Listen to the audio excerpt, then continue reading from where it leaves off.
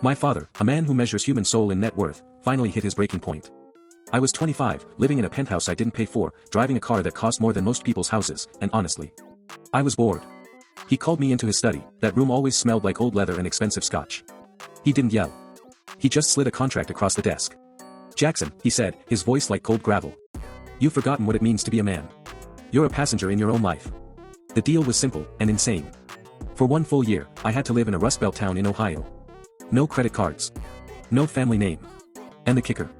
I had to marry a woman I'd never met, a girl named Sarah, who worked 2 jobs just to keep her family's farm from being foreclosed. If I stayed, and worked, and lived on a normal salary for 12 months, I'd get my inheritance. If I quit, I was dead to the family. I thought it was a joke. I thought, how hard could it be to play house for a year? Then, I met Sarah. She wasn't some damsel in distress waiting for a prince. When I rolled up in my designer suit, she looked at me like I was something she'd found on the bottom of her work boot. "I don't care who your father is," she told me, wiped grease off her forehead with a rag. "In this house, if you don't work, you don't eat. And right now, you look like you've never held anything heavier than a martini glass." She was right. The first month was hell. I was working 10-hour shifts at the local tire plant. My hands were constantly covered in cuts. My back felt like it was being poked with hot needles.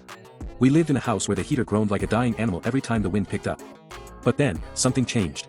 It wasn't a movie moment. It was the little things.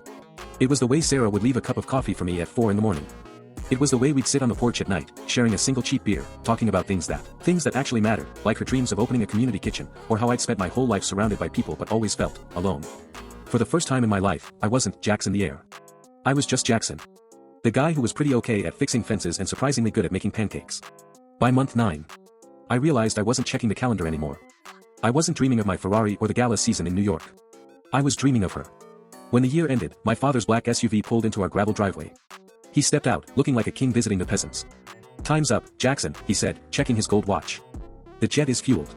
The lawyers have the annulment papers ready for the girl to sign. Let's get you back to your real life." I looked at Sarah. She was standing in the doorway, her shoulders tight, trying so hard to look like she didn't care if I left. I looked back at my father, at the suit, the car, the millions of dollars waiting for me, and I realized I'd never been more disgusted. "I'm not going anywhere," I said. My father's face went pale. "Don't be a fool. You'll lose everything. You'll be a nobody in a town no one's ever heard of." I reached back and took Sarah's hand. Her fingers were rough, but her grip was the only thing that felt solid in this world.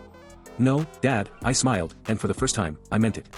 "I think I'm finally becoming somebody." I watched the SUV drive away, and I didn't even look back. I had $20 in my pocket, a sore back, and a woman who loved me for who I actually was. Turns out, my father was right. I didn't need to learn the value of a dollar.